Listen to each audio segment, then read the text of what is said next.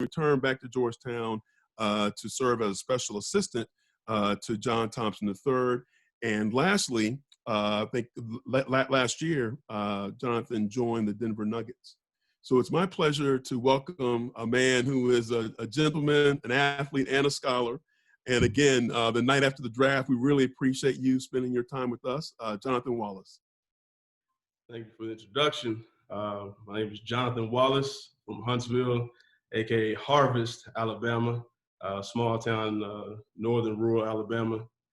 Actually, Kara Lewis, who just got drafted, he's from that same area, but the Meridianville, Hazelgrove area. So yeah, just gave me my introduction. I never had the pleasure for playing for Coach Sutton, but you know, I think we got a few workouts in when I was back one summer, and just the energy and the connection that he provided for me, it felt like I had played for him and knew him for about 10, 20 years at that point. So, you know, since then we stayed in touch. And once again, just want to thank you for this opportunity and this platform to share my story with you all. Thank you. So we'll start from the beginning. Humble beginnings back in Harvest. I was born and raised on a 80-acre cattle farm. Now I can say cattle farm, cattle ranch. At the time, you know, they did everything. Well, we did everything from cotton, hogs, soybeans, corn, chickens, the whole 9 horses. And so that's kind of where that foundation came from in terms of work ethic and keeping your feet kind of, you know, rooted in the earth.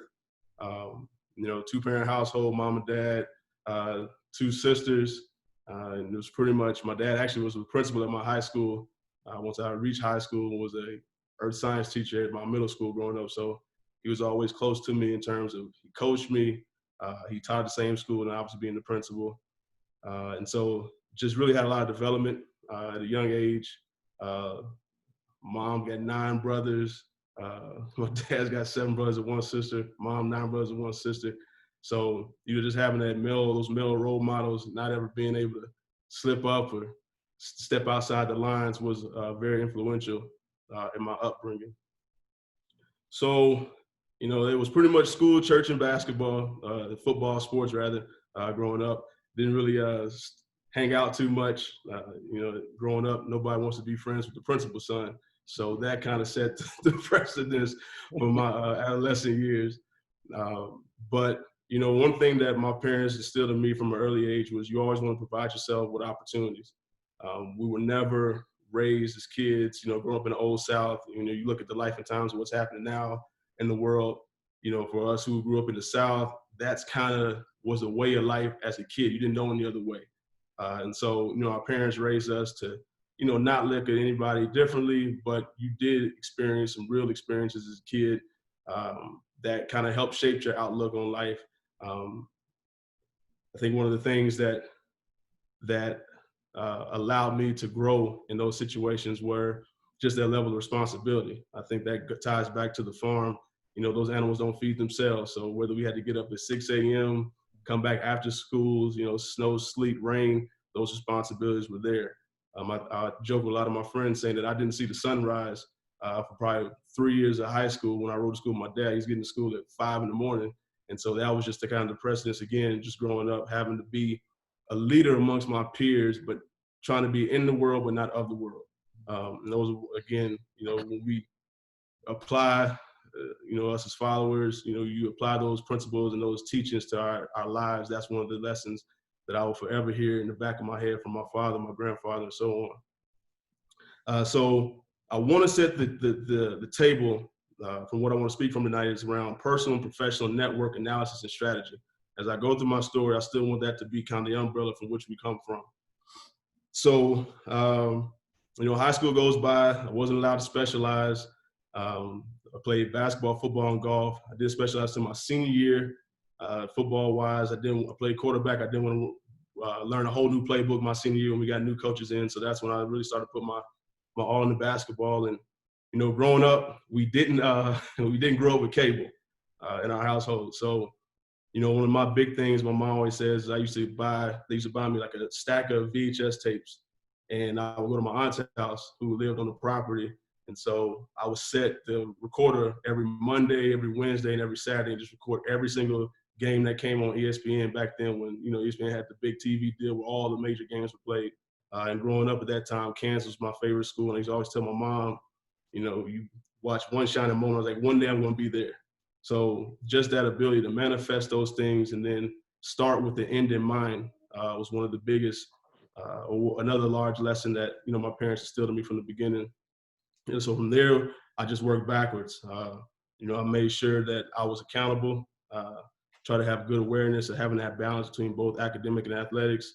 And that's one of the reasons why I did end up choosing Princeton in that situation when I went on to the next level. The other reason that nobody really recruited me, so it really didn't have much of a choice at that point either. So it was tough because growing up in my hometown, small hometown, I got a lot of publicity because of the success I had in basketball.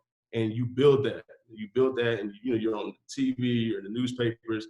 And then when it comes time to go to school, you know it hits June, and you know for all of us in this coaching world, kids can sign, you know, back in November, sign early in the spring. And so I'm just kind of hanging out there to dry. Coach Thompson gets the job. Or he calls me and says, "Hey, you know, I'm leaving Princeton."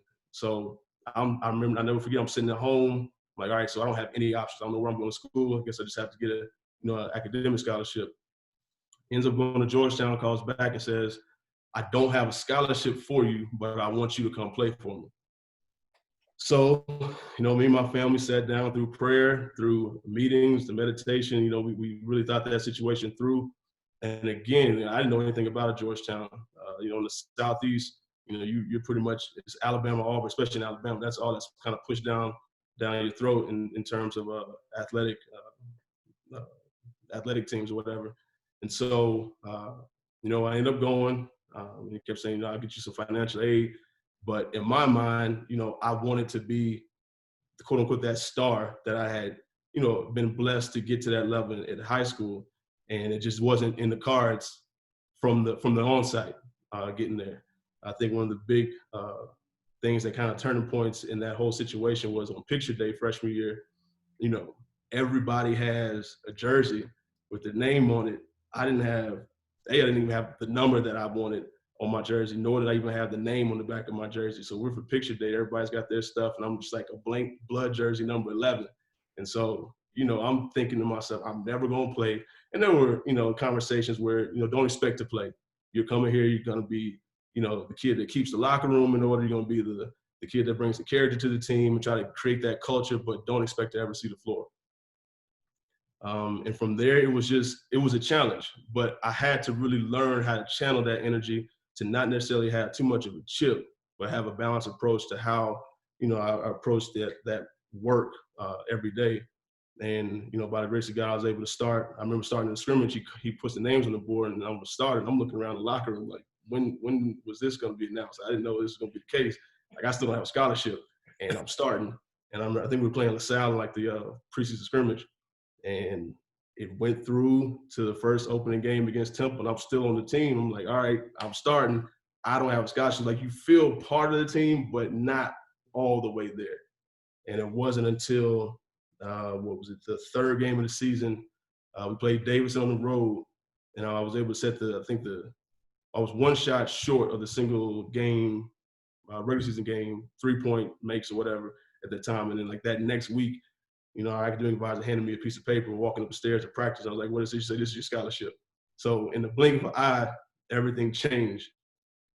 But at the same time, you know, I felt like I had arrived, but I couldn't relax. And I'll never forget that freshman year was one of those things where I had to deal with the ups and downs. You hit that wall, and I had a slight injury to my foot. You're dealing with older guys, body-wise, you're not that developed, and you have all those different intangibles coming at you, but having the ability to stay strong, continue to persevere through those things, and find some sort of normalcy in your routine is kind of what kept me there.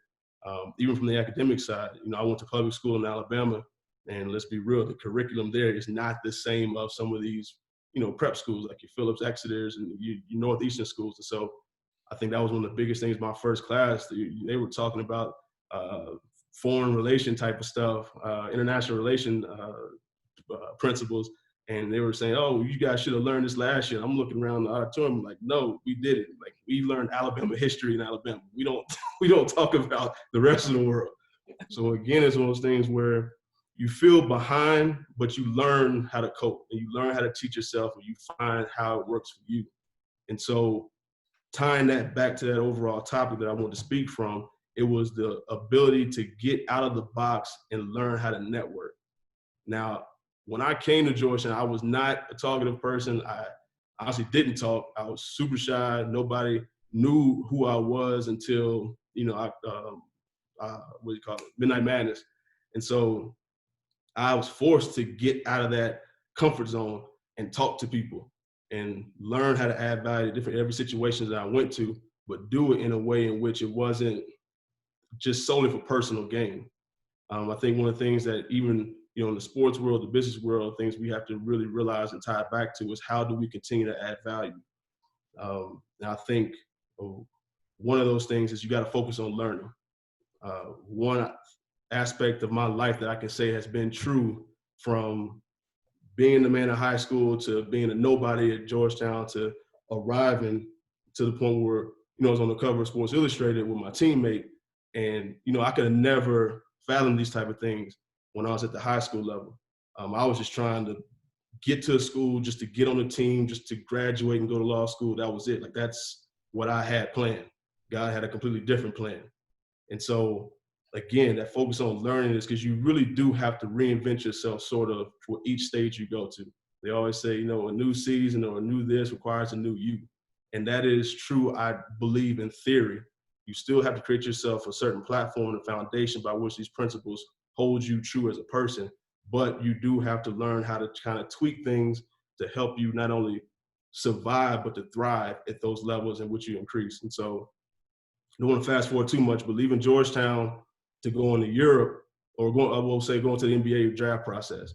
I'm thinking we're riding the high off of making the Final Four my junior year. We got upset by Steph Curry my senior year. I'm playing with guys like Jeff Green, Patrick Ewing Jr., Roy Hibbert. I'm like, all right, I'm going to be ushered right on into the league. I can shoot a three. I'm good. That was not the case.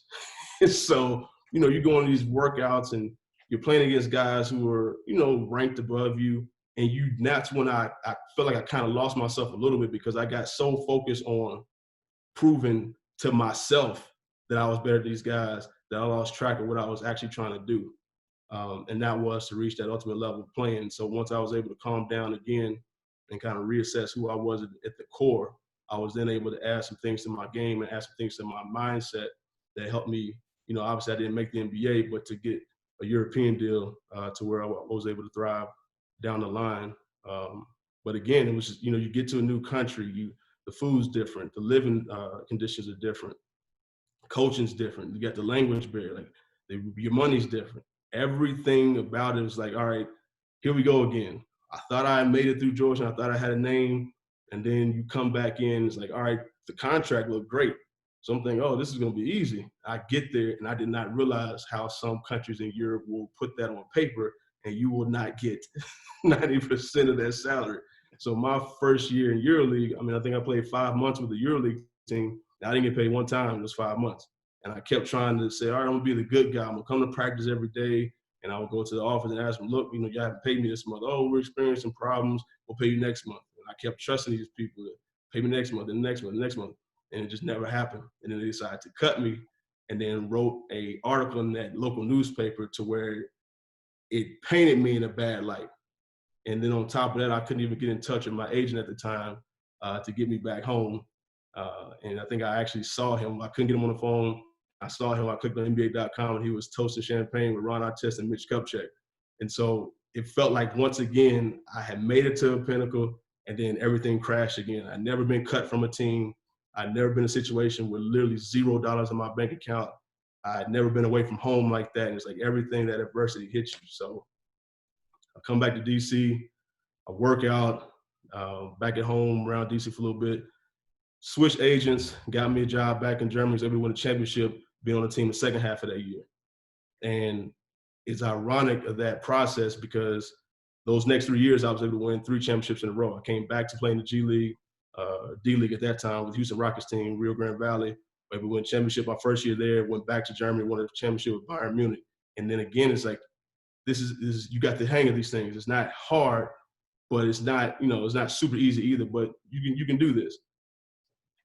I never won a championship after that. And it's once again, it's like I had to reinvent myself. What do you want out of this career? Are you chasing the money? Are you chasing the accolades? What do you want out of this career?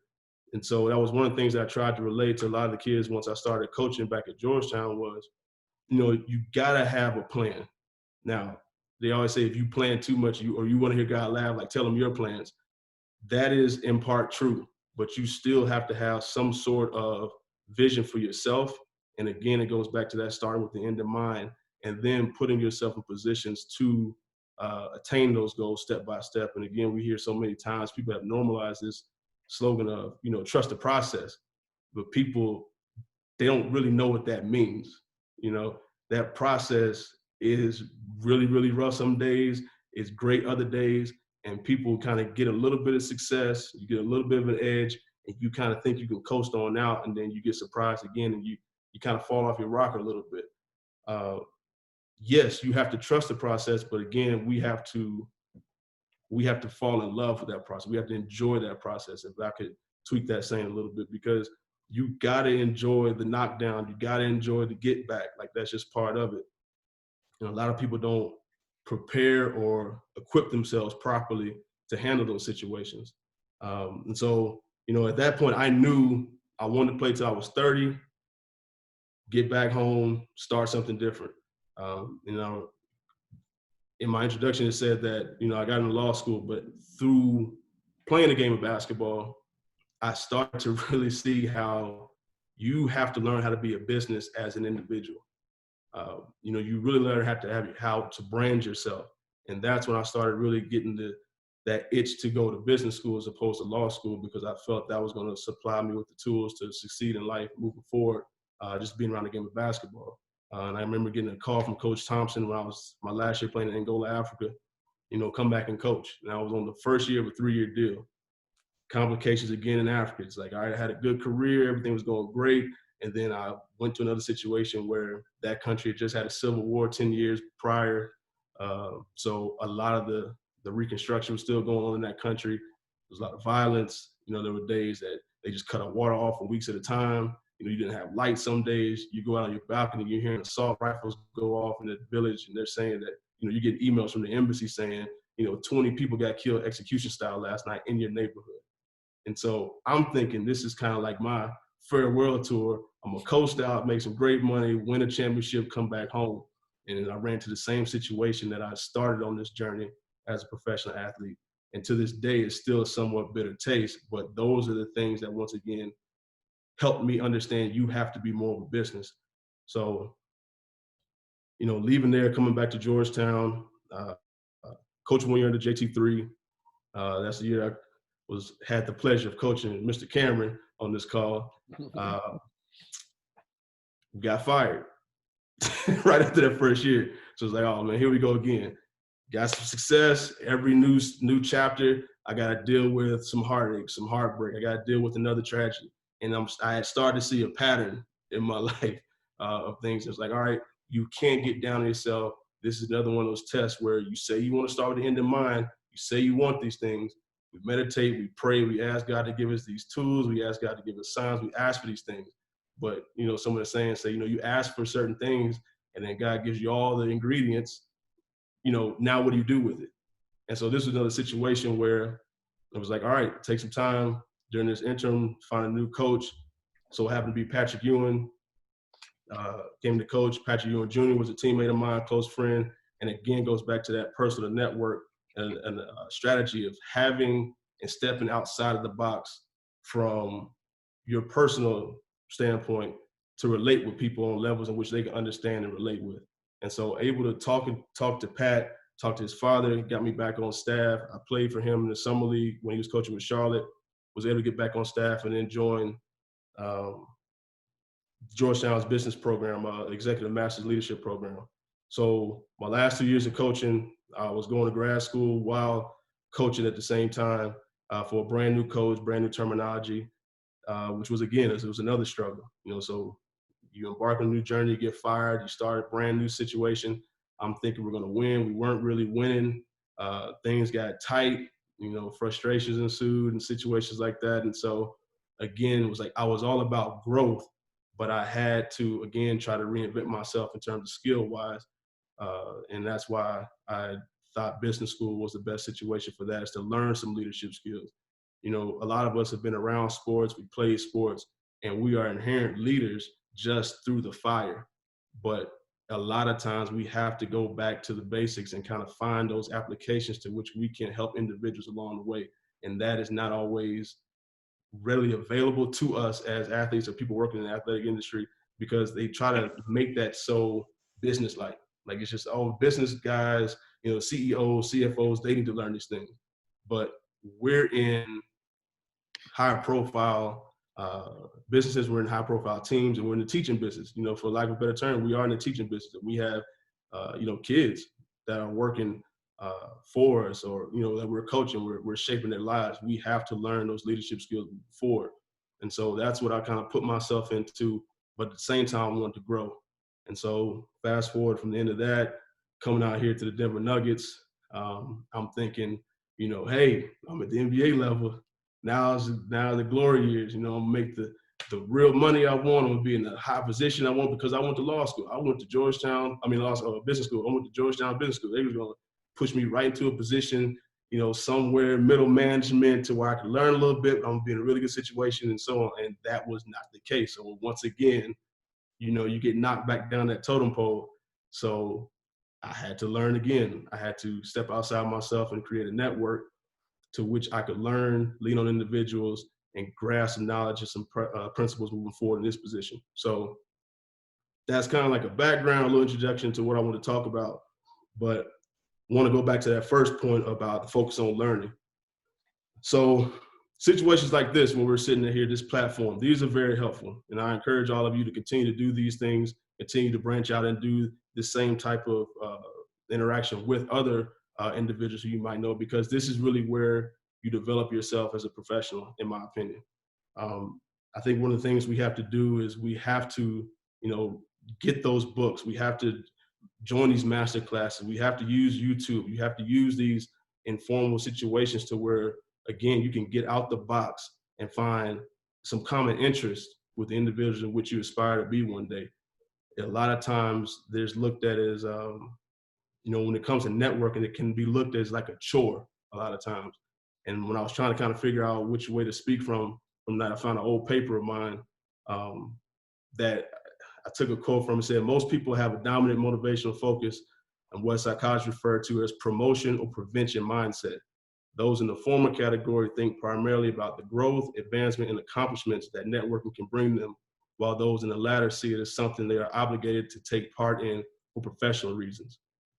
And so just to speak from that for a second, you know, we have to continue to have a growth mindset. And that's not always easy to do, because we get so encompassed with our own trials and tribulations when we're going through situations, you know, whether good, bad, or indifferent. But we have to consistently put that first foot forward in the terms of growth to reach out.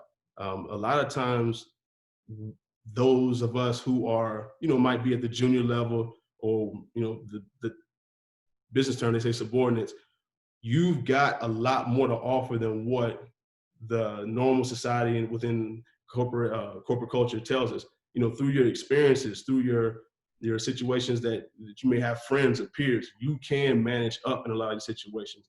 And so, you know, a lot of times when we look at networking, we look at, oh, how can they get us to the next point to make more money? How can they get us to the next point in terms of, you know, title? We can't look at it in such a way. It's got to be that add value as the basis, and then from there, taking your own experiences and benching up with those individuals in front of us, because we do work in an environment where it's a hostile environment. Like, we're judged based on what we do that night, and we get judged in the public eye, where a lot of people can, you know, work from a desk or work from their own office, and nobody sees that problem until, you know, the quarterly review or something comes out. So again, just having those individuals around you so that you're constantly learning, constantly pushing forward, pushing that needle forward. One of the big things I think when we come to situations like this, like for instance, Coach Sutton, you know, do your research before you meet these individuals that you seek out to sit down and break bread with and talk and pick their brain. Come into these situations with, if they wrote a book, read the book. If they went on a podcast, listen to the podcast. Do these type of things so that you can, again, have those common interests so that you can identify with from a foundation level and help those individuals be more transparent with their delivery, because that's what's ultimately going to help you in the long run. And think boldly. Think boldly about what you can give. Again, going back to that earlier point about junior minorities usually feel powerless, but that's not the case. Again, even here with my front office situation, I was very fortunate to work for an organization where we have access to the ownership here. And one of the things that he and I hit it off with was just, I read up about him buying a ranch in Texas. And so the first time I met him, I talked about, hey, you know, I ranch as well. I enjoy livestock, this, that, and the other. And that was something that nobody talks with him about. And, you know, that was one of the things that allowed him to see me as a person, as opposed to there's just some other subordinate that's coming to work for my organization. And I did not realize that his wife is one of the Walmart heirs. So you look at those individuals who are privileged to that type of wealth, but that type of power at the same time. It's like, how are you going to make yourself stand out once you get these opportunities? Because you don't get a lot of them. And when you see these people, you have to have somewhat of an elevator pitch as to when you sit there and talk to them. Like, what can you get across in, you know, 30 to 45 seconds where it hits home, it tells who you are, you're firm, you're direct, and you're deliberate in your approach. Like, those things are so very important. You know, and it's not a bad thing to be deliberate. A lot of people put a bad connotation, negative connotation on that to say, oh, well, you're actively seeking to get something from somebody. What are you giving back? But that's not the case. Be deliberate in your approach, because just as much as you're seeking that help from them, they're getting that same help from you. Don't think narrowly. You know, always have the bigger picture in mind. Have that growth mindset to where you're not trying to just conquer today. Like, you're making these moves, you know, 3, 5, 10, and 15 steps ahead. Like, that's what you have to consistently have that mindset in anything you're doing in terms of business, corporate, or in the sports world. And then that last part is have that presence of gratitude. And that's one of those non-tangible things that you can always offer in any room, any situation, any conversation that you might encounter. You know, always have that gratitude mindset. So when I say that, it's, you know, we sit down and, hey, let's grab a coffee, you know, at lunch or something. Gets that person that you want to pick their brain, gets them kind of away from that normal day-to-day so they can see you as a holistic individual. But then when that finishes, you know, send that email, write that thank you note. Like, people don't write thank you notes anymore. That's one of the things my mentors got me when I first got here. He got me a box of thank you notes. He said, you should use all of these within the first 3 months of you working out there. And so, you know, I got that sitting in my drawer at work. And that's one of the things that has helped me move around the city easier. It's helped me meet some people outside of the basketball world that have opened my eyes to things that I might want to be involved with later on in life. And those are, again, it's something so simple, these simple gestures that are, you know, they're real, but people don't do them anymore. And those things make those lasting impressions. Point 4 on that would be always find that higher purpose, leverage and consistently have a higher level of awareness in how you move. When I speak on that, I mean, within your network, don't just seek out people who look like you, think like you, do what you want to do, you know, 5, 10 years ahead. Speaking for the men on this call, you know, have women in your network. The level of intuition in women, the way they approach things, the way they see things, these are assets for you, and vice versa, women as well. You know, a lot of times, especially in the sports industry, let's be real, you know, it's a very fine divide in how things are done. You look at a lot of these college offices, it's another fine line. Like, it's not a ton of women in a lot of these situations. And, you know, we look at the game, and the beauty of the sports is it's forever changing. So, you know, I implore you guys moving forward within your network, keep that in mind. Leverage those opportunities, leverage those relationships. You know, again, from a contextual and intrinsic aspect, you know, look inward, know who you are. Again, when I talk about getting outside the box, it makes no use for us to gain all this knowledge and wisdom as we're coming up through these processes and not know how to talk to individuals in languages in which they understand, especially when we're working with kids. You know, everybody doesn't come from the same background. Everybody doesn't have the same intentions moving forward. People may come in on a different academic level. You know, we as teachers, we as mentors, us as leaders, we have to be able to get to the foundation and speak the language of these individuals moving forward. That's very important, you know, and even then, even when we're in positions to where we are mentoring down, still have that gratitude, you know, take these kids out for a cheeseburger, you know, go meet them in a situation in which something that they enjoy doing. Like this type of stuff really goes a long way. And again, like I said, the game has changed. It's not like the way we grew up with our parents and our coaches is youth. Like the game is not like that anymore. It's not played like that. The rules aren't even made that way from a compliance standpoint. So we have to be very, very careful of the language and how we talk and how we interact with these kids moving forward. Just got a couple of notes around here.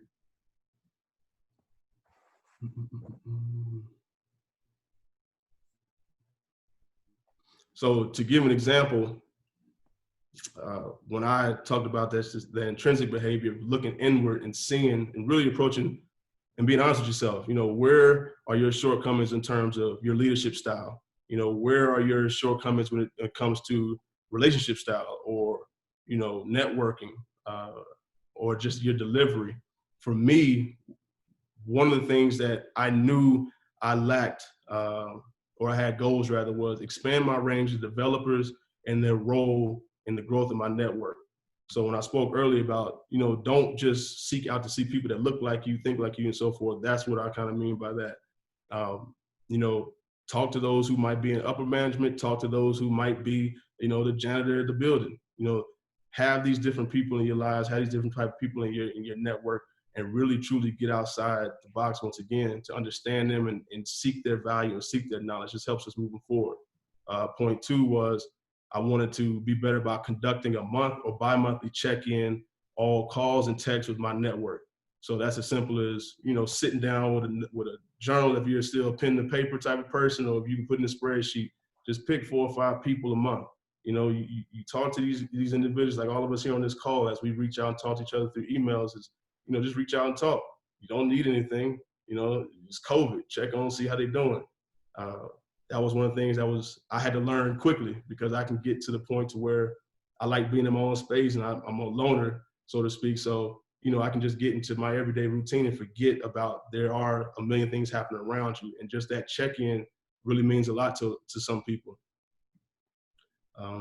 Another point was I wanted to manage my indispensable power while increasing my personal relationship with my boss. So that was more so when I was still at Georgetown, one of the things where I had to learn how to approach in that situation Patrick Ewing, who, you know, was a monumental figure in the basketball world, a Hall of Famer, where we all know who he is, but I had to learn his language. I had to meet him at a point, whether it was on the floor in the office, to where he saw me for who I was and saw the value that I could bring to that organization, but at the same time, doing it in a way in which he can readily identify with it and appreciate it. You know, we all are very alert. We're very aware. All of us have got to our levels, you know, based off, you know, not our own merit, but, you know, what we worked for. And so we come in with these set of skills, we come in with these natural talents, but it's still not your show. So how can you get those points across? How can you use the proper applications to speak the language of your boss or whoever your, you know, leadership individual is, to where it allows them to let you in, and then you can then start, you know, suggesting certain things, and it's a give and take type of thing. And then my last part was completely reducing my fear of missing out. That goes back to that point of being deliberate. You know, that's every event you don't need to be. You don't need to be at every event. You don't have to go to every single thing out there. You'll burn yourself out. You can't burn that candle at both ends and expect to consistently be productive and effective on a daily basis. So again, it's, you know, doing the homework, I guess in a way it is kind of studying your craft, but in a way in which you can pick your points, to where some might be more so strengths of yours, some might be more so weaknesses.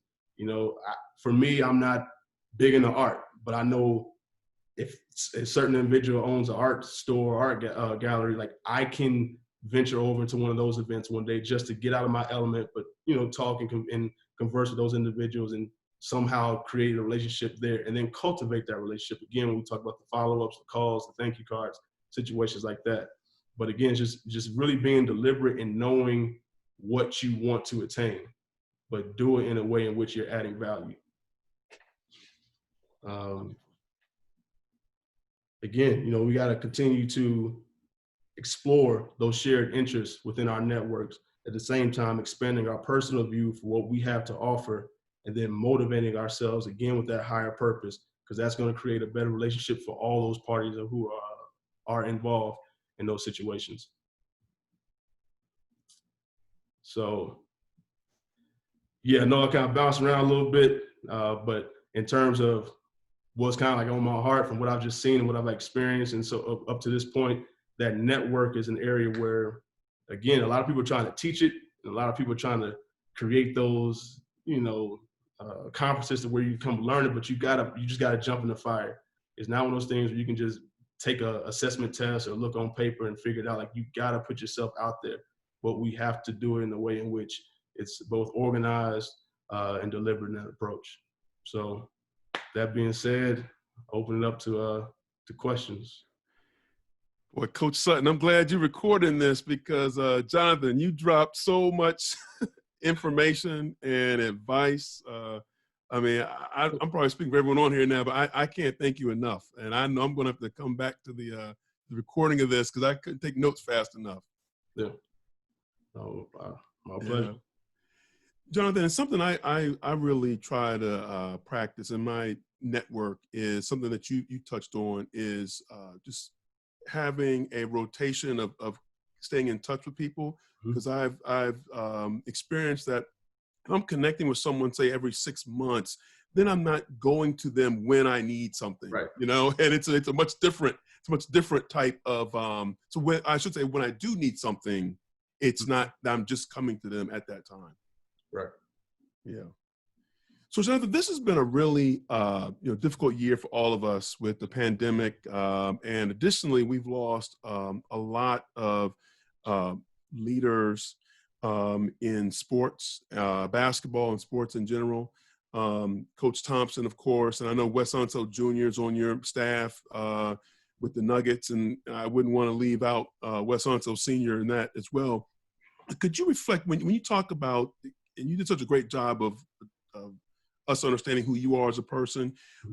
What influence did JT3 and Big John and just the Thompson family have on you? So it was interesting, you know, when I first, again, getting to school, I didn't know anything about Georgetown. I didn't know anything about the individuals, and I was the last man on the totem pole. And any of us who have met Big John knows his personality is very demanding. And, you know, to that point, I never heard an adult even curse before. Like, I was raised very sheltered. And I remember my first interaction with Coach was, you know, the conversation was so striking. I almost turned to stone. Like, I didn't know how to even react, or like, is he mad at me? Does he like me? Like, I literally had two of my bags just getting off the plane, so I didn't know how to take it. And so that was my introduction to Georgetown culture. But one of the things I can say is that he was authentic in who he was. But at the same time, that man was a teacher. You know, I'll never forget was a situation, even for his son, JT3, we were coming back from a game. I want to say we were playing Connecticut. It was like 2 a.m, and he gets up and walks down the aisle of the plane and like taps somebody on the shoulder. It's like, I know you got a paper due tomorrow. Why are you not sitting here with your laptop open, you know, typing your paper? And so little things like that let me know that those two men in general, they had, again, that holistic approach. They appealed to not only the basketball player, but, you know, the son, the teenager who hasn't quite got his feet set in a new city. You know, they teach you from an academic standpoint, teach you from a life standpoint. You know, he would sit around and make us sit down on the floor and listen to him some days after practice, but he was teaching us how to be men. And he did it in such an all-encompassing way. No one felt left out. No one felt mistreated. It was love, but it was tough love, but it was consistent love. And so for those two men, you know, I'm eternally grateful for that. So you're at Georgetown, and then you make the switch to the Denver Nuggets in the NBA. At what point did you decide you wanted to pursue a career at the NBA level? Probably that'll be 2014 summer. Uh, Tim Connolly, who's the president here, again, goes back to that network thing. I was trying out for the Wizards my first year coming out of college, and he was still working with the Wizards at that point. And, one day he just took me to the side and was like, hey, look, we're just going to work on one move. Drive hard to your left, put it behind your back, pull up. He's like, this is a move that should work for you. Just that one-on-one, like at that point, he was probably in the same position I was with the Nuggets now. And we just, again, I got his contact information. When I was in Europe, I emailed him a couple times, like once a year, twice a year. We just stayed in contact. I would see his brothers, ask about him, checking on him. And I hit him up at one point, just asking, what does it take to get, NBA position? And a lot of people who have worked in there realize there is no real pathway to get there. You just kind of got to know the right people, and then it happens. And so fast forward to my second year coaching at Georgetown. They had a game in town in D.C., and one of the guys on their team's brother played for Harvard. We were playing Harvard in the NIT. Come to the old gym, and I get a tap on my shoulder right before halftime. And he's like, you belong with the NBA staff. And I hadn't seen him in years, but we had, kept in contact. And then from there, next thing I know, he called me. He's like, look, I got a position opening. It's at the bottom, but you get a chance to come in and learn, with us and be free to do your own thing. And that's just kind of how it happened. Now, when I was a player agent, Jonathan, I got to know even you all in basketball operations, especially just coming out of the draft process, coordinating the workouts and everything. But can you describe for us what your role, responsibilities are with the Nuggets? So I'm in a very fortunate position because I got a chance to do a little bit of everything. When I first got here, they put me on the road. I was able to go, I'll take that back. When I first got here, I was a runner. So, that was, again, one of those humbling experiences to where it was, hey, we got 300 pages of this preseason book that we got to give to the ownership. We need you to run the Office Max and go get it bound and put in so many different copies. So I was doing that for the first month. And then just using my knowledge from playing experience and coaching at college, I was able to offer something in the scouting role. So they say, oh, you have a good feel in these players. We're going to put you on the road. So then I started traveling to see one game locally, here in Wyoming, or the games at Colorado, a 30-minute drive that turned into, now we're going to let you go on a 4-day road trip. We want you to scout Georgetown, Seton Hall, St. John's, come back to Marquette, come home. To then I got to sit on the trade talks and help come up with those programs when we did our trade this past year, to going into the COVID, to where Tim put myself and Jamal Murray in the group chat and was like, hey, I bet John can outshoot you still. It went from talking trash to me training him for 3 months during COVID to him going in the bubble. And I hit him. I was like, I didn't know you were that good. I'm gonna be real with you. I did not know you were that good, to now being in the draft room. And so I look at myself in a fortunate position to be able to learn through the fire. And that's, for me, that's my learning style. That's just how I thrive in those situations. So yeah, just do a little bit of everything right now. An exciting year, an unforgettable year too. Yeah. So Coach Sutton, we want to definitely open it up yes. to questions. My phone has been buzzing all night, John, with people had to have a tremendous amount of questions for you, and they're going to be really good questions. So I hope you're prepared. We have a great group here. First question is from Benj. Okay. Yeah, John. I'm Benj Cohen. Worked under Coach Sutton and alongside John Wallace at Georgetown as a student manager and then grad assistant. And now I coach high school basketball in the DC area at Sidwell Friends School. My question for you, I get the sense that I think you'd call yourself an introvert. And for all the introverts out there, and I consider myself one too, how do you kind of attack those networking situations where you feel like, I run into it sometimes, or I definitely feel like I'm trying to gain something Right. and not quite sure what I can give, in terms of reaching out and networking in different areas. And, talk about your experience doing that, whether it's trying to get into the NBA and balancing, coming back to Georgetown and doing your MBA and all that stuff. Kind of how you balance your own networking with the purpose, and then kind of your own like resume building through everything else you did. So that's interesting you asked that question. Really good question. That was part of my paper as well. During my assessment was, I'm not very talkative. I'm not super outgoing. So the way in which I was able to do it was just getting involved in opportunities, whether it been camps, whether it been, a one-on-one workout, sometimes even like going out to nightclubs where I know these guys are going to be. And it's kind of like putting in that sweat equity, so to speak, in the situations to where you can get that one-on-one time with the person where you're a little more comfortable in speaking.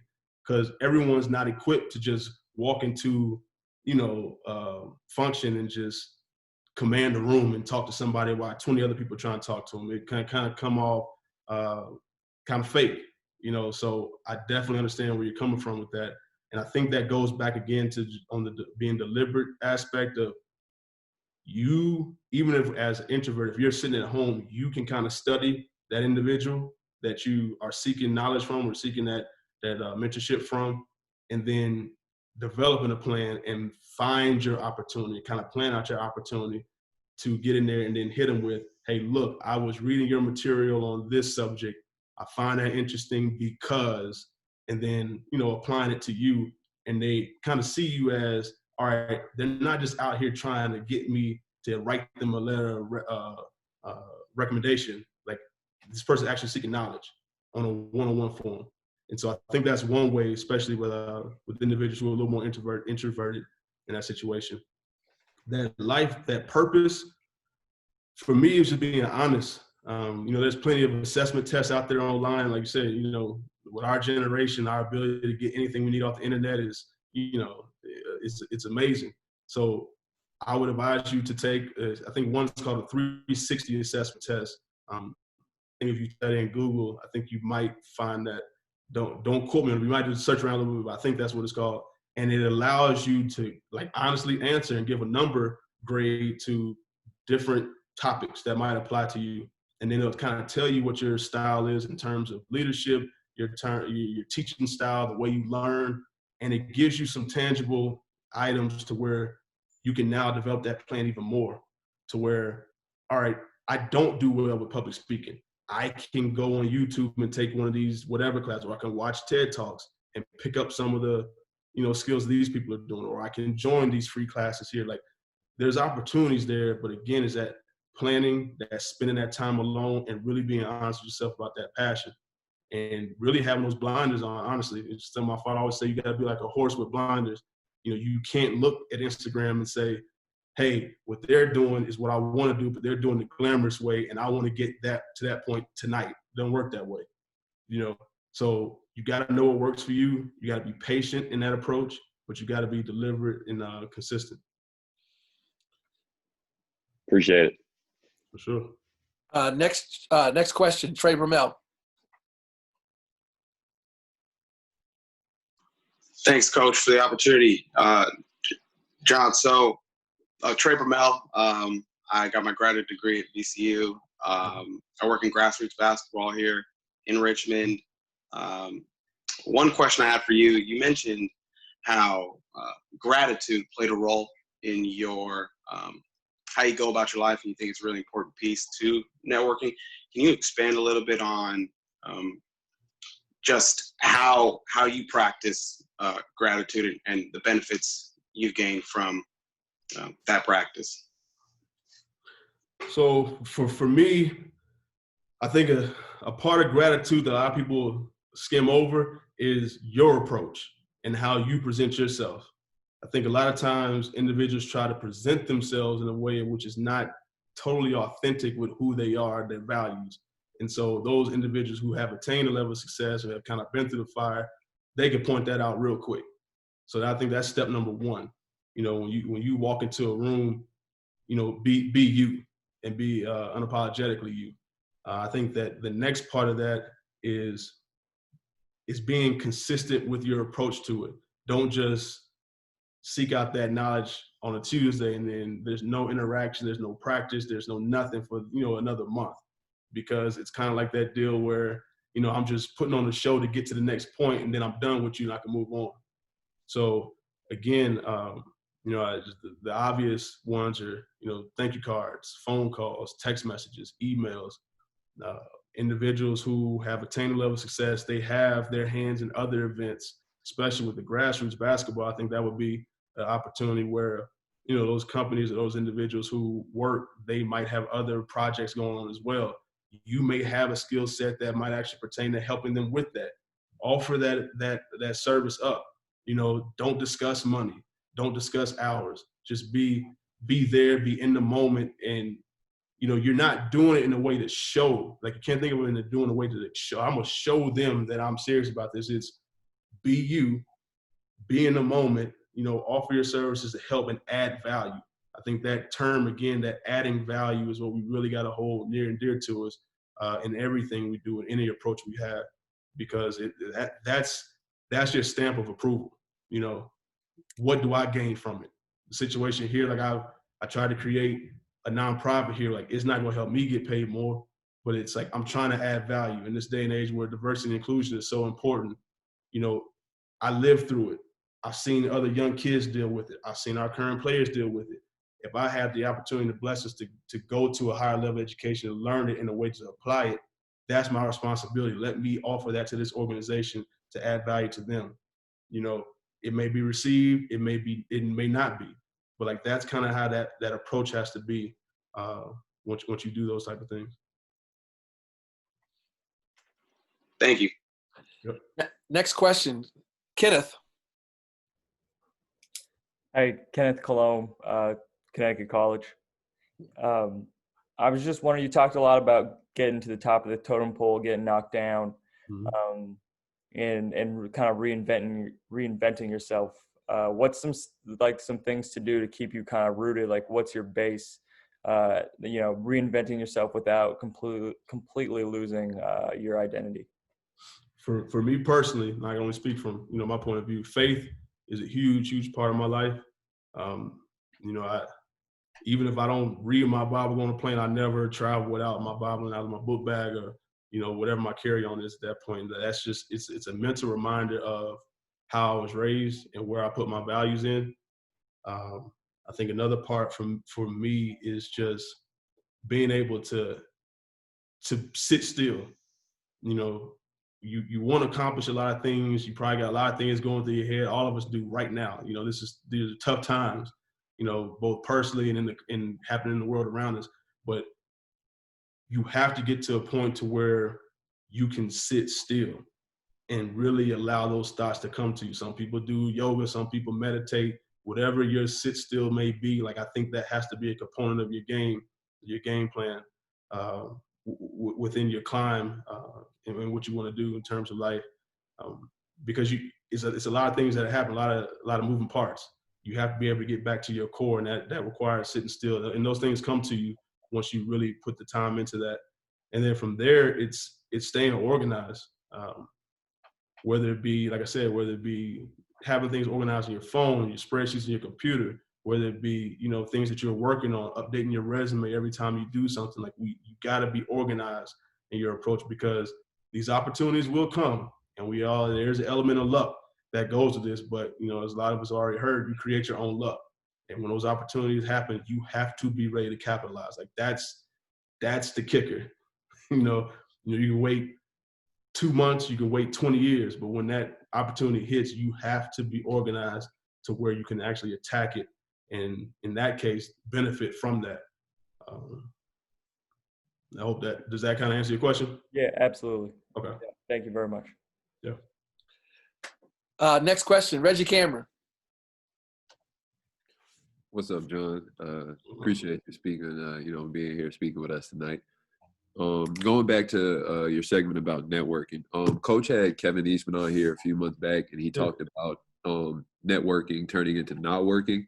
And, you know, I'm in my second year of, you know, being a grad assistant here, and I'm gonna be looking for a new job pretty soon.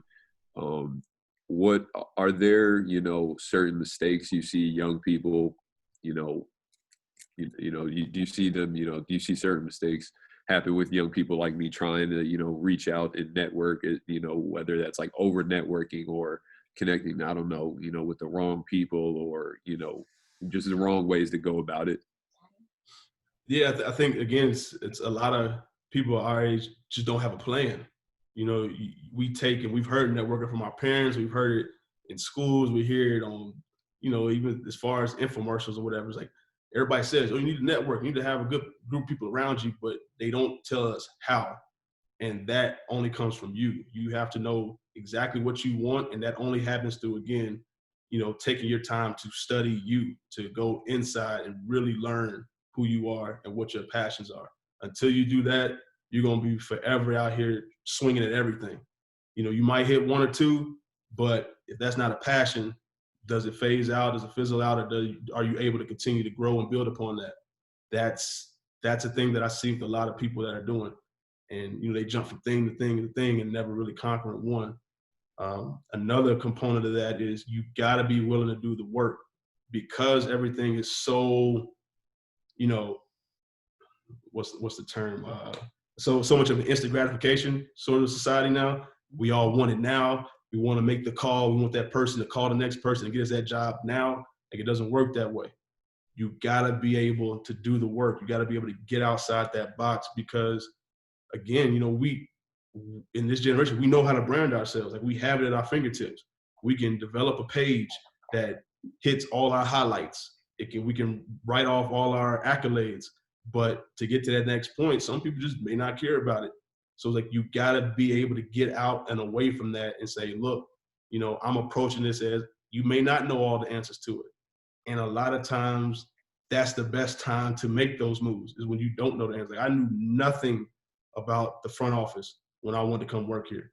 But I said, I'm either going to learn through the fire and make it or break it. You know, regardless, I'm going to be able to put myself around some individuals who are going to help me take my game to the next level. And so don't wait till it's perfect. That would be another thing I will throw with that. But ultimately, yeah, have a plan and be deliberate about it. Thank you. Appreciate it. Next question, Joseph Kuykendall. Hi, John. Thanks for being on here. Currently on the administration side at the University of Virginia and former men's basketball manager at JMU. I was looking up some box scores, and you gave JMU some buckets back in the day, a couple seasons. But anyway, after having a successful playing career and now kind of experiencing the coaching administration route, what's one thing you wish you knew about coaching and administration when you were a player? Patience. Because I think players have their opinions and get frustrated and all this other stuff with coaches and administrators. So now that you're in that seat, what's one thing you wish you knew as a player about that other side of it? I wish I knew, like, the level of patience I was going to have moving forward. Because, you know, from playing the game, especially playing the point guard position, you can go fix it now. Like, coach, put me back in. I can get us in a set that's going to get us this bucket. You know, we can stop the run. Like, we can do those things. But when you get to that level of teaching, you know, you got to be patient and willing to almost ride that roller coaster with your players. You know, everybody's not going to receive the teaching the same way. You might have to, you know, yell at this kid, or you may have to talk to this kid, or you may have to text this kid, or you may have to go sit, you know, at dinner with this kid and his parents. Like, that patience factor was one of the things that I struggled with immediately, because I was expecting, I can tell you to go out there and just cut back door when the ball is dribbled at your side and you come around. It's like, I'm telling you what to do to be successful. You won't do it. So then I had to, so why did you do that? Give me your thinking. And it made me kind of go back to when my dad would sit down and make me, like, judge or score my own games, grade out my own games. He would always ask me, you know, take me through your mindset in that play. And I never understood that then, because I was so used to just give me the right answer, I'll do it and I'll be successful. But it's, you gotta kind of get out and learn how these kids are thinking. And that was hard. That was really hard for me. And a small follow-up to that, if you have coworkers or anything that weren't former players, what's one thing you feel like you're always having to tell them to either like not defend the player side, but what's something they don't quite understand about the player side that you're noticing that you're having to explain to them since you were a former player? Just that holistic approach. I think now, especially here, the analytics is such a big thing now within the NBA, and we've almost gotten to the point to where I don't want to use the term minimize because that sounds real negative, but in essence, we're minimizing these guys down to a number. And we have to remember, I tell some guys, hey, look, he might be having trouble with his girl at home. Like, that's why he didn't shoot well in the fourth quarter, or, he may not play well in colder. Like, there's so many different things that you got to take into account, and we can't get so focused on the outcome that we forget that we're teaching, no matter the age of these individuals, because, as we all know, with each level, you got to learn more. You got to keep learning. You got to keep educating yourself. And I think that sometimes slips through the cracks, not intentionally, but, the analytic people, they are dependent on getting this down to a number so they can keep their job. So I get that. But at the same time, it's like, hey, we're playing for a bigger picture here. Right. We got to help out in that area too. Awesome. Thank you so much. Next question, Caleb. Appreciate you, Coach Sun. Appreciate you, Coach, for being on tonight. I feel like it was really beneficial in learning a lot from your story. So really appreciate you taking the time and being on tonight. But just kind of wanted to ask you about transitioning from a coach to the front office role. So a lot of times if you're trying to move up as a coach, you watch more film, you network with other coaches that are at the level that you hope to be at. But what are some of the things that you can do to prepare for a front office role? Because there are so many different things you're going to be doing in that position. That was one of the reasons why I really wanted to go back to school. I knew I had the playing stuff down. My father was a coach. I played for good coaches. Like, I knew on the court stuff, and I knew I was a leader, but I didn't know how to really develop my different leadership styles moving forward. Because, whether you're the president, GM, assistant GM, or so on, you're going to have to lead in some sort of capacity. And your management skills have to be on point. You're required to work under the clock, and you need instant results. So you have to be able to have those skills to apply in those situations. And that was the biggest thing that I wanted to develop for myself. And like I said, I'm still learning that as I go. Clear example was, our former GM, who's now the president of the Bulls now, he was a very task-oriented guy. I'm coming in at 6 a.m, we're going to get A, B, C, D done. Whereas our president now, he can work 10 different deals at one time and may not call you and tell you, hey, I want y'all in the office tomorrow at 8. Like, he'll forget that, but he'll have 10 different trade scenarios done within a 20-second, occurrence like he did last night. So it's learning how to interact and learning how to be flexible within the stuff that you've learned, and again, being able to apply it to whatever you may face. And that, again, ties back into what I spoke before, that patience factor. And it's like, it's funny because all these different occurrences, all these different things you go through, they still tie into, what you're dealing with at hand. And we have to be conscious of that. Appreciate you, Coach. Next question, Stefan. How you doing? Stefan Wozlewski, University of Rhode Island women's basketball graduate assistant.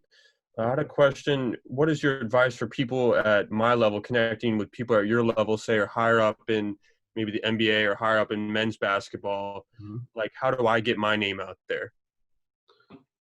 One of the things I tell a lot of people, just for instance, when you get in the front office, you look at the draft last night, 60 picks, and you saw how they presented it on the television. This guy's strengths, his weaknesses, and they gave a little clip. One thing I tell a lot of guys now that I'm trying to help get into the league is have that example that you see that all of us are pulling from. Have your own personal example. Really study that craft. Study the way in which these things are being presented. And I truly believe that as you study more, you'll be able to find that little tweak that might give you that cutting edge assessment of, what's happening right now, and you can help whoever those bosses are that you're trying to work for at the next level, you can help them save time, effort, and money because, hey, through my studying of this, I found out that they're not, inserting X. I found out what X is. Take a look at this. Is this some help, and before you know it, be able to, the next thing I will say is be able to teach it back. That's one of the biggest things I have learned. You do not know anything until you can teach it back. And you have to do it in a way in which you're not trying to belittle someone, but again, you got to prove your level of knowledge and how it can apply to help that individual, on a moment's notice. Of course. Thank you so much. Great question. Next question, Sharif Hassam. Thanks, Coach. Appreciate it. Sharif Hashem, Athletic Director at Susquehanna University. Born and raised in the DMV. I was coaching high school basketball when you were at Georgetown, so really appreciate what you accomplished there and your teammates. Just really wanted to ask, you've had a lot of, there have been so many different things you shared already about your transition from Alabama to DC, from DC to international to foreign countries, and then moving to the NBA. What can you share with young people about being the only Black person in a room, being the only white person in a room, being the only American in a room? What can you share? You hit on a lot of things about faith and different things, but what can you share specifically about being an outsider in the room? Thank you. First thing, take the ego out of it. We as Americans, we just keep it real with y'all. We go to these foreign countries like, no, this moves faster back home. The food's better here, this, that, the other. Like, take the ego out of it. And that is what I personally struggled with when I first got there. And I put that extra stress on myself because I expected to pick up where it left off at Georgetown and everything be like it was in DC. And if it wasn't that way, I could complain about it and they would make it right. And that's not the case. Definitely take that ego out of it. Just appeal to people as a human. Ask them about their day. Ask them how they're doing. Ask questions. People love educating you about their cultures, about their mindset or the way they're doing things. Just come from a place of just authenticity. Come from a place of humbleness, and a lot of people will open up to you in that sense. And if they don't, again, that's not a reflection of you. That's something that someone else is projecting out. And so, you take it in stride, which is not always the easiest thing to do. I will sit here and say I've fallen short of that many a times. You're not just going to talk to me in any type of way or respond to me in type of way. But I have learned that, you do have to be aware of those situations in some cases. But, nevertheless, still stay solid in that, take your ego out of it, and approach people for who they are. Next question, Darrell Robinson. How you doing? Darrell Robinson, head boys basketball coach, Danville High School, Danville, Illinois. Listening to your overseas experiences, I was blessed enough to have a cousin that was a couple years older than me. So he went down to South America and had some experiences. So I wised up a little bit, and I went over to England. Went over to England for a year. I went to Scotland for a year. So I was blessed with my experiences, get paid and everything else. Yeah. But I've heard so many crazy stories. I didn't know it was like that in the EuroLeague though. I'm like, that's crazy. I just assumed that it would be like problems in South America because I heard how they would rotate players like that all the time.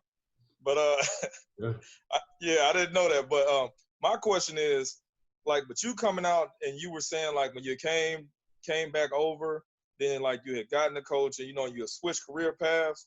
I know about not chasing levels. If you want to get out, walk on water, then you got to get out the boat, the whole nine. Right. Do you have mentors that gave you some wisdom, to when you was making these paths and changes? Definitely. For instance, when I went to live one off season, I decided I wanted to go live in Miami. Mm-hmm. I'm trying to think how we met now. I went to work out at this gym, just getting up shots. Met someone who trained Ray Allen for a little bit. We just started talking back and forth. He said, hey, come out, we're going to play golf. You golf. That was one of the things, again, it's we had a common interest, shared interest. Let me go out here and golf with these guys. And met a guy that's actually did his financial work. for him, his investments. And he and I hit it off. He's another DC native guy. And I just asked him, like, look, man, you know, I don't want to play basketball forever. You know, I've listened to your story. I admire a lot of things that you've done. You know, do you mind, you know, giving me your information? We stay in touch. You know, let's keep playing golf, do different things. So he invited me out to dinner one day. Next thing I know, you know, I did not know his cousin was Valerie Jarrett. And from there, I didn't know they go to Martha's Vineyard every year. So, you know, I think probably my lowest point in my career after I had surgery before my Angola year, I remember I was at church and I left. He kept texting me like, dude, just come to Martha's Vineyard. I never seen, you know, that atmosphere in the summertime. So again, just bought a flight, went out there. Next thing I know, he got me on the golf course with President Obama at the time. So it was Obama, Ray Allen, Alonzo Mourning, myself. And I'm sitting here like, you know, I never expected this in my life. Like, I'm sitting here waiting, are they going to send this contract back so I can go make some money? And he's like, you know, telling me 4 days before I'm supposed to leave, no, just come up here, forget it. Just come up here, enjoy yourself. I can't remember how he worded it, but he's like, you need to see wealth outside of the athletic realm. And for me, like, hearing that, all right, yeah, one ear out the other. But when I got there, I really got a chance to understand what he was saying and just making those contacts and letting your guard down and just be in the moment.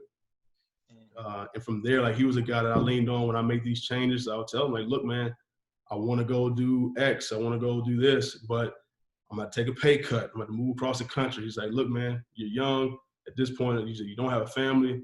He's like, you got to take these risks.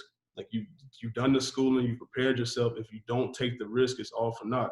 And so, you know, talking to those individuals along my parents and so forth, is like, you put yourself out there, man, and don't be afraid to, you know, take a step down and make 4 steps forward. That's just the case for some of us. And that's not the path for everybody, but, you know, for some of us, that's what it will be. Gotcha. Thanks. Appreciate it. Yes, sir. Next question, Aisha Foy. Hey everybody, thank you, Coach Sutton, for having this, and thank you for being up here. I've aligned with so many things that you've said. I can ask a whole bunch of questions, but I'm gonna try and keep it short. I'm Aisha Foy, Director of Recruiting at the University of Kentucky Women's Basketball. Been here for 3 years, going on 3 years. My question is, I love what you said about having your natural talents, like knowing your natural talents, but yet, you know, having to minimize those and kind of leverage your situation and, you know, be part of the team first and things like that. So one of my questions is, how did you go about that when you were like, you know, just getting in? And also, what books do you recommend? So I'll answer the first part of that. Just getting in it, again, it's like some of these things kind of tie into each other. It's like I had to take my ego out of it because I took the time to kind of study how these rooms are, for lack of a better term. And, you know, coming from playing a sport, and I was fortunate to play at the professional level, you're looked at differently once you enter certain rooms. And you already kind of have a strike against you because it's, you know, these individuals are, you know, professionals in their own right. You're a professional in your own right. The competitive spirit comes together. It's like, all right, who's going to be the alpha? Who's going to, you know, that so to speak. And so I told myself that's what it's going to be for 1 or 2 years. And I just tried to go ahead and prepare myself mentally to attack that, to where, you know, for instance, last night, the draft started at 6. They told me at 5:15, hey, we need you to go get 6 bottles of wine and 2 bags of chocolate for the whole room because the owners are coming down. And it's like, I got to drive downtown and rush hour traffic. And I didn't know all the streets were closed to get this, to then be back to be able to change the stuff on the board. And that was the beginning of my night. The end of the night, they had me calling the pick.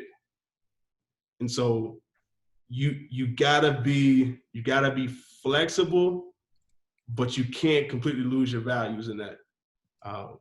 And so again, it just comes back to that preparation. We always talk about, you know, preparation equals success, but like, you have to prepare in so many different avenues, both the, you know, mentally, spiritually, physically. You kind of have to anticipate what you're gonna have to deal with. Books wise, 48 Laws of Power obviously is a good one. The 50th Law, I'm a big fan of 50 Cent. if you take the person out of his actual context, I think he's a prime example of an individual who leveraged his knowledge from, in this case, the streets, and being unapologetically himself, but it's also helped him thrive, both in sports and in music, business-wise, in the boardrooms. And he's never changed who he is. He can be rough for some people to perceive and receive sometimes, but I respect the fact that he was able to make it work for him. And there's so many other examples like that. A good thing on there is a Harvard Business Review. If you go online, just look at a lot of their case studies, a lot of articles they provide. They have a lot of things that pertain to things that you go through on a daily basis, and they actually kind of go through, some of the businesses that we patron every day, whether it be Netflix, and they go through and they comb through how they've handled certain situations, how they built their business, and these things we can apply to our everyday lives as well. And that last component would just be YouTube. I go down rabbit holes on YouTube and find different speakers talking on different subjects, TED Talks, podcasts. You can literally find whatever is kind of in the category in which you're either dealing with or want to get more knowledge on. Use those tools. Okay. One last question. What's the biggest issue as far as like with your players or culture that you may be facing right now? I know like we're on the college level, big thing that we're dealing with now is like mental health and just making sure we're taking care of the well-being of our players. What's the biggest issue for you guys on the pro level? So obviously with things that happened this year is that diversity and inclusion, dealing with racism and so forth, being outspoken, giving our guys the opportunity to speak and present themselves in a way in which they see fit. That's been one thing. But what I can speak from our staff, and again, I'm very proud to be a part of this staff and very blessed to be a part of it because it came from the top. Our coach, our president, they were the ones leading the marches down the street. And so that top-down management was very, very beneficial for us as an organization. And that's where it starts. Our guys didn't have to talk too much. They said one or two things that they didn't agree with, and we set up talks with the mayor here. And like I said, our guys led the marches. And the other thing would be just that winning culture. That was one of the big things we had to deal with in the draft last night. We anticipated how teams were going to pick, and so it came down to have like 6 or 7 guys who we wanted fell right to us. But within a 5-minute standpoint of being on the board, like we had to pick guys that were going to contribute to our already winning culture. And that was hard in that situation. So we felt like we got a really good person in, just use as an example, Zeke Naji, a well-rounded individual who's going to bring a winning mentality, but at the same time will be coachable. I think that's something that you develop internally, but then you have to get people who are going to add to that. Thank you.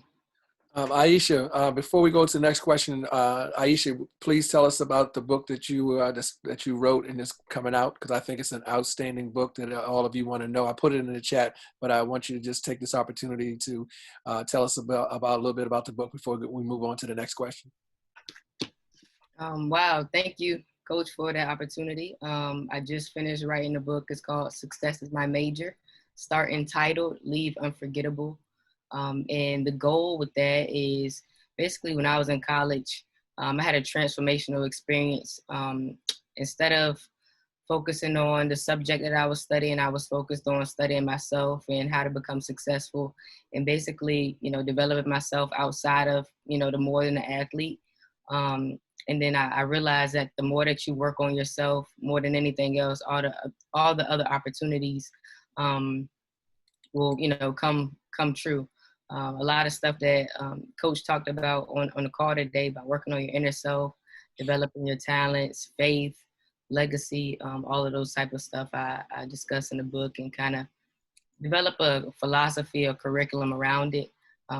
It comes out November 30th, but you can pre-order it now. So I have a count when I do my first order. You can get it at www.successismymajor.com. Thank you so much. It's an outstanding book. I highly, highly recommend it. Moving on to our next question. We have 2 more questions for you, John. If you don't mind, we're always here at the Living Trophy Master Zoom class. We are always respectful of our presenters' time. And we have 2 more questions. The next question is Sean. Hi, John. Thanks so much for taking the time. Really appreciate it. My name is Sean Claris. I coach at Sarah Lawrence College, which is a Division III program here in New York City. Okay. I wanted to ask you about recruiting and evaluating players for your programs that you've been a part of. Now being at the NBA level and just going through the draft, I'm sure you've seen a lot of what goes into that process of evaluating the characteristics. Like, I feel like every coach has a sense of similar characteristics that they're looking for in players to see if they're a fit. But what have you learned from your time at the college level and now with the Nuggets about how to genuinely evaluate those characteristics and see if they're a fit for your program? Good question. So I would say since February, we've been doing just that with every draft pick. I had to go as far as to, looking at their social media accounts, who they follow, when they post, when they tweet, to, find out about their family, asking them about their family when we were allowed to talk to them, calling the coaching staff, calling people in the hometown. I think a lot of, like, we're humans too in that coaching standpoint. So we got to win games or we don't make the money to feed our families. That's point number 1. But at the same time, we can't approach our recruitment just like that. Like, we have to dig. We got to find people who are going to fit our coaching style. And that may sound somewhat selfish, but it's realistic. If you can't get across to a certain player or a certain player doesn't benefit from your coaching style, then are the staff better to where you have other people that can cater to that, or cut your losses, because you'll end up doing yourself a disservice and a disservice to the player at the same time, and that doesn't, work well for anybody, especially the institution overall. I think when it comes to just sheer on court now, I think one of the big things now is just finding guys who have that ability to be positionless. I think it's one of those things where that's where basketball has gone to. And you got to find guys who just have those inherent skills at a younger age, that which you actually have a platform which you can build upon. At our level, all these guys are, the man at their schools, but ours is more so catered to that. Are they guys with a winning background? Have they won at the high school level? Did they win at the collegiate level? Do they bring those type of principles or those type of tools to our team? Everybody talks about keeping that locker room together. That's a big thing we're facing now. As tomorrow when we start free agencies, like, we want to go beef up our roster, but do we want to sacrifice who we are as an organization just to go get a guy who might be shooting, 45% from, the corner 3? Like, does the good outweigh the bad, so to speak? And so, again, it's bigger than basketball. I think we have to now, with this recruitment, we got to really dig and find out who these kids are. And, if they have enough to work with, then you staff correctly to where you can now build upon that and teach and bring those kids along the way. But if you don't have that opportunity, or you don't have those resources, I would say don't do a disservice. And the last question of tonight goes to Samantha Smith. Hi, John. Thank you so much for being here tonight with us. Again, we really do appreciate it. I really resonated a lot with what you said as well. I've really been pushed out of my comfort zone in the past couple of years to really network and really find out who I am as a professional as well as an individual. So my question for you is, you talked a lot about facing adversity and setbacks. So how did you continue to encourage yourself? And what is your best advice for facing your shortcomings and your weaknesses head on? So I'm going through that right now. The biggest thing that I've done is really start to meditate and pray more, just relax. I've been trying to get it all so fast because it's like, just like anybody else, if I put in all this work, like, I want to see I don't reap the benefits before I'm 70 years old. Like, that's kind of been my mentality. And my president sent an email to me. He's like, look, don't fall into the trap.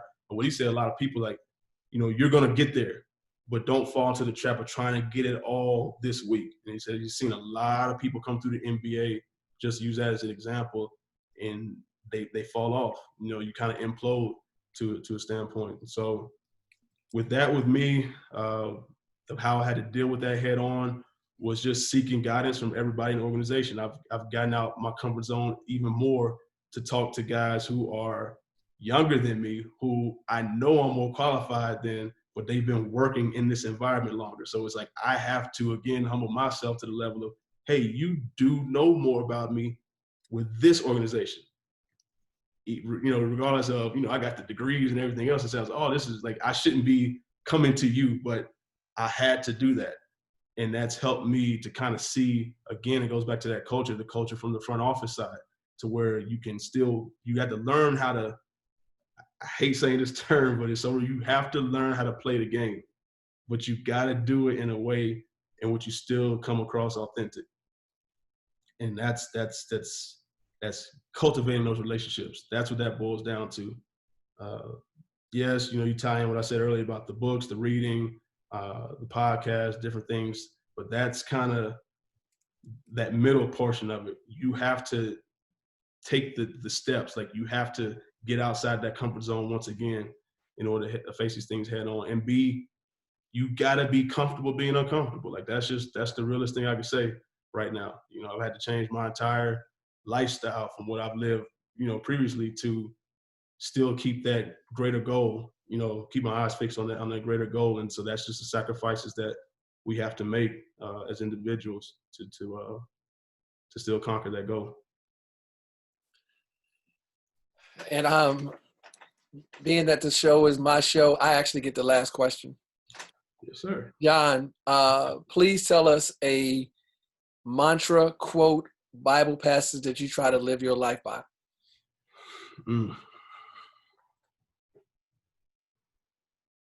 That what I said earlier, you can be in the world, but not of the world. That's what I try to live by. That's a fantastic. Simple as that, yeah. As simple as that. As simple as that. That's what makes it so fantastic. I want to say tonight, before I close, John, do you have anything else that you would like to share with us before we bring it all to a close? No, I would just like to say thank you all for, again, offering me this opportunity, because for me, this is, I'm the quote-unquote speaker, supposed to be giving knowledge, but you guys, this is like therapy for me for what, again, like I mentioned in my story of getting knocked back down that totem pole and climb my way back up, the ability to share and talk and then still receive questions from you all should let you know you all helped me as well. So this has been very therapeutic for me.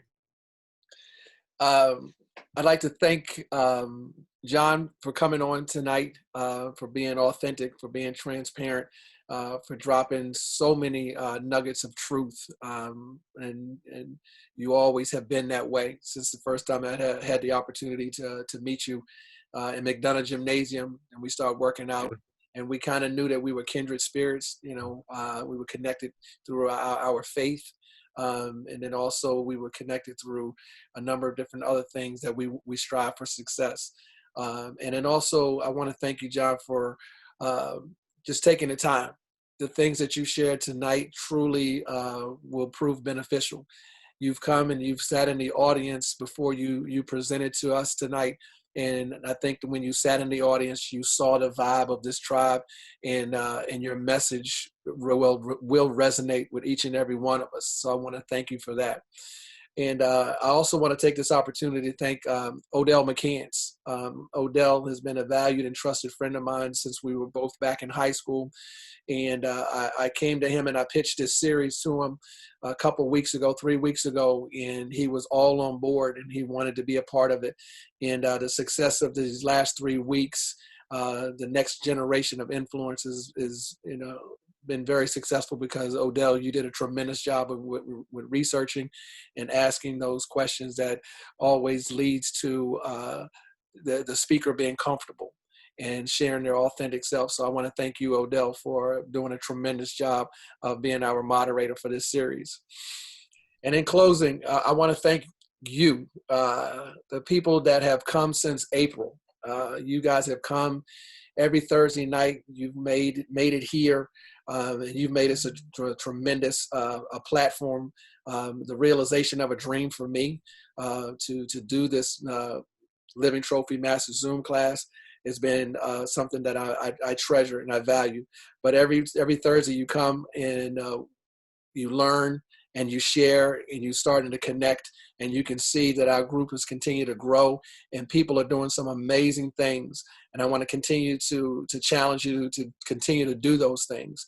And one thing that I want to share before we go is our fundamental human responsibility is to show up on a daily basis, be present, and strive for productiveness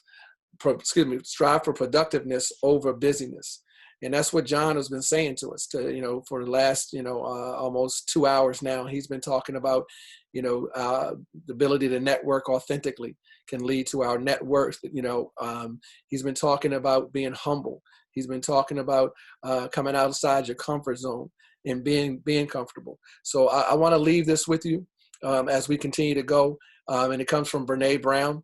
It says, you have to own your own story, and every last one of us has a story to tell. So let's make sure that we're the author and finishers of our own story. When given the opportunity to be a presenter like John was tonight, step forward and tell your story. Don't let anybody else tell your story for you. Step forward, and whatever that story is, it could be, overcoming something, okay, or it can be that you had an easy life. No matter what, it's your story. Tell it, be authentic, and then continue to share. The thing that we do here at the Living Trophy Master Zoom class and what we stand for is we want to be educators. We want to be the ladle that pours into the people that we serve. And when we do that, we create living trophies. And I want to thank you again for John Wallace, you being our guest tonight. But I want to thank all of you for showing up every Thursday night. Next week is Thanksgiving. So be safe, be smart, and I'll send out information as we continue to move forward. All of us are getting busy, so we might have to alter it in a couple different ways. But one thing that I do want to do is I want to make sure that I tell you guys that I care about you, that I love you, and I really appreciate you. So continue to be blessed, and we'll see each other soon. All right, John, unbelievable, unbelievable. Thank you so much. Yes, sir. Thank you, Coach. Thank you, John. All right. Thank you very much. Thank you, guys, everybody.